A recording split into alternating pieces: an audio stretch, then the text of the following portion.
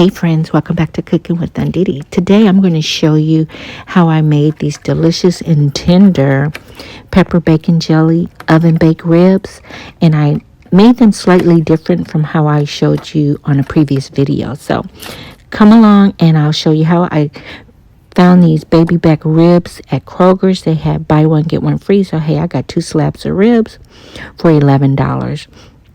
And I just cook one because it's only 3 in my house right now. I want to start off with saturating some Dijon mustard and slicing the membrane on the back of my ribs. Some people try and remove the whole thing. I don't.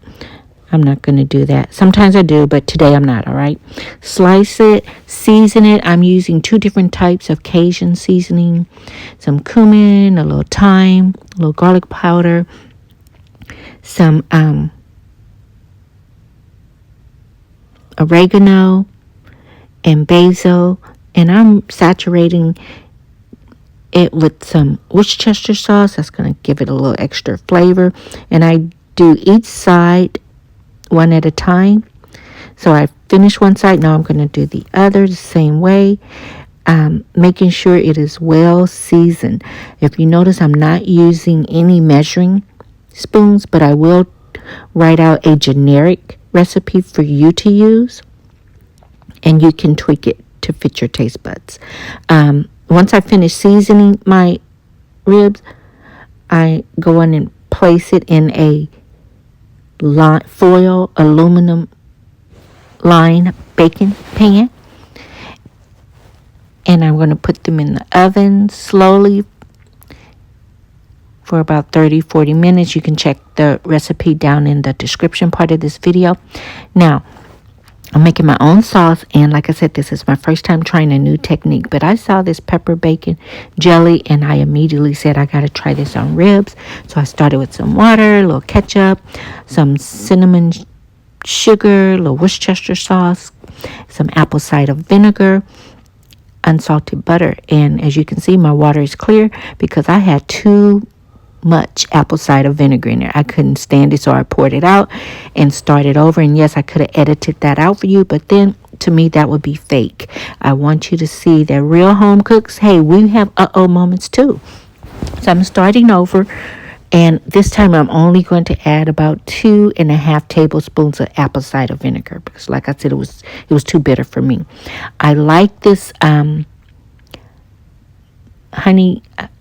what is it, sweet honey barbecue sauce. I won't give you the brand name. You can pick whatever kind you want. Nothing is sponsored in my videos. I don't have enough viewing hours, and no one's reached out to me. But I'm adding all of the ingredients that you will see in my sauce recipe in this pan on this pot on medium-high heat, and I let it come to a good rolling boil for about 15 minutes. While my ribs were baking the first 30 to 45 minutes on 300, nice and slow. I'm starting slow, then fast. The first 45 minutes, I pulled it out, and I'm brushing my ribs with just the pepper bacon jelly only, not the barbecue sauce just yet. I'm going to put these ribs back in the oven for a few more minutes. You can check the recipe to find out. I did that about 3 times. Now I pulled it out, and I'm brushing it with the barbecue sauce. That way, the pepper jelly is deeply ingrained in my ribs, and I'm going to repeat this process again. All right, and if you see, I'm brushing the underside of the ribs, and I'm not going to spend a lot of time on the underside of the ribs, so I just did a little bit of that, pulled them out. I put a little bit more pepper jelly on my ribs and brushing them with the sauce, and I actually did this process a good 3 to 4 times.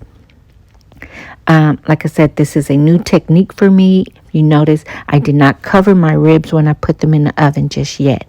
But now that I basted them with the sauce and pepper jelly, I'm going to go on and let them cook one more time, uncovered, for about 20 minutes now, basting it again. And now I'm ready to cover my ribs with foil. I did them nice and slow, uncovered, basting them a good, like I said, minimum 3 to 4 times. And I'm covering it with the foil now. I forgot to tell you, I did drain out a little bit of that oil, but I added some water in it, and that's going to help give it some steam. They help them tenderize even better. Brushing them a little bit, covered them up. Now they are ready, uncovered, and don't they look beautiful? Oh my God, and I wish you could smell what I'm smelling.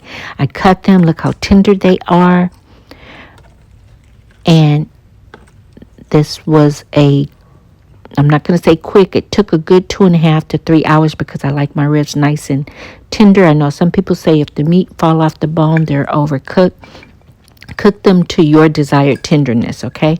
But for me to get them nice and tender like this off the bone, they baked in that oven a good 2.5 to maybe 2 hours and 45 minutes. And yeah, this was my dinner. I had made some baked potatoes with green beans and smoked sausage. They are tender.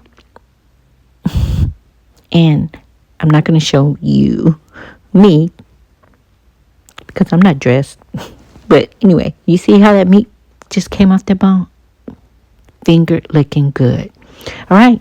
Hit me up in the comments. Let me know what did you think of this video. Peace.